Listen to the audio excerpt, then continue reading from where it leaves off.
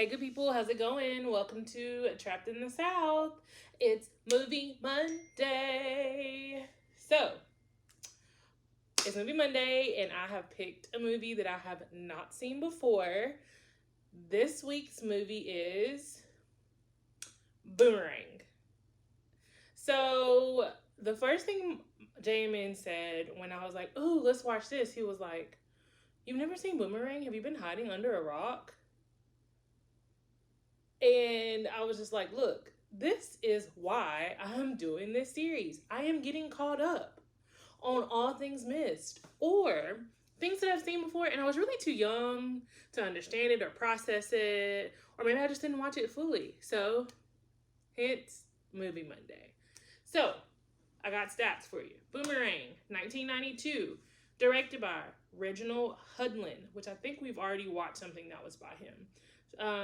It was written by Barry Blostein and David Sheffield. So every time I saw David Sheffield pop up on the screen in the credits, the first person I thought of was Mr. Sheffield from The Nanny. And I wonder if Sheffield is like a common name and that's why they decided to use that name, or what. Maybe there's like a correlation between this person and the character in The Nanny. I don't know. But it was produced by Brian Grazer and Warrington Hudlin. And then it stars a slew of people. And you know I love it. We have Eddie Murphy, Halle Berry, Robin Givens, David Allen Greer. We have Martin Lawrence, Grace Jones, Jeffrey Holder, which to the name, it doesn't spark anything. Eartha Kitt, Chris Rock.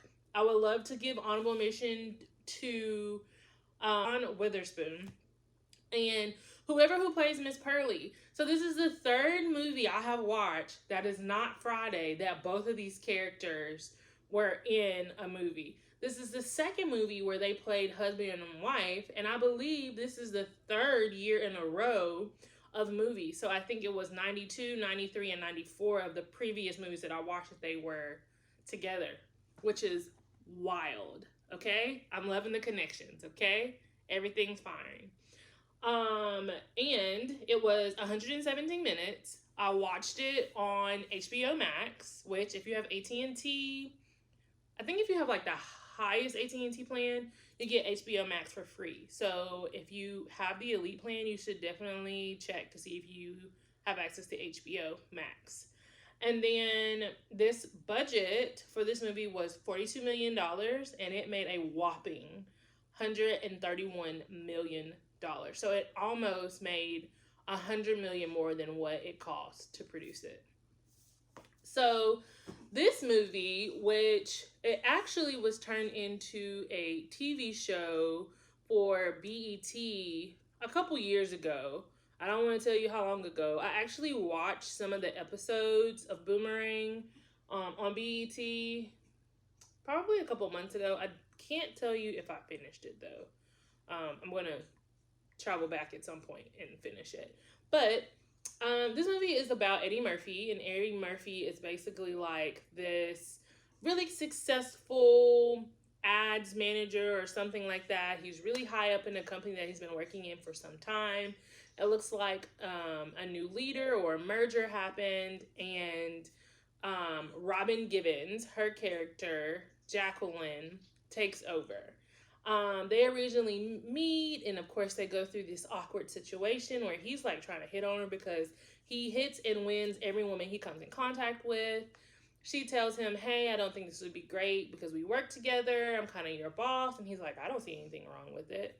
Well, basically, he falls madly and deeply in love. And she's like, I don't want you. Like, and she is basically showing him, like, she's supposed to fly in a particular time, and he had plans, and she knew that he had plans for them, and she on purpose didn't call. She comes over in her trench coat. I already knew what was going on when she came over, ready to sex him down, and he obliged, but he was upset about it after she left, right? And it kind of, the movie starts with him like womanizing women, right? Then he meets the perceived owner of the company, which is Eartha Kitt, legendary. And she basically has her way with him because he is doing it thinking that she is the boss, so he could get a raise or just get his foot in the door since the merger. And then turns out that it's really Robin Givens' character who is the boss, and that's hilarious. So he feels kind of used. And then, they have their thing going on, and then Halle Berry kind of steps in the forefront. And at first, she was dating or had a friendship with one of his good friends, which is David Allen Greer's character. And clearly, she had the hots for Eddie Murphy. And Afton, Robin Givens' character, kind of like, threw him to the side. They got together. And in every movie known to man, when something's good, something has to mess it up. Jacqueline comes in, Eddie Murphy falls for her again, they end up sleeping together, and Angela finds out, and Eddie Murphy's like, it didn't mean anything. So much too that Angela leaves the company, finds another company, kind of transforms into this woman scorned and not the person she truly was in life and wanted to be, all because of this breakup. And Eddie Murphy's character kind of turns into the lovesick, she was my everything, she morphed me into a good person, I'm going to quit my job because I wouldn't even want to be around Jacqueline anymore, mopey type guy.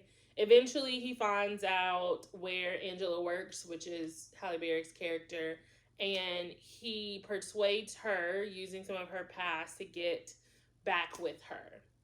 And then the movie ends. Short-ish, sweet.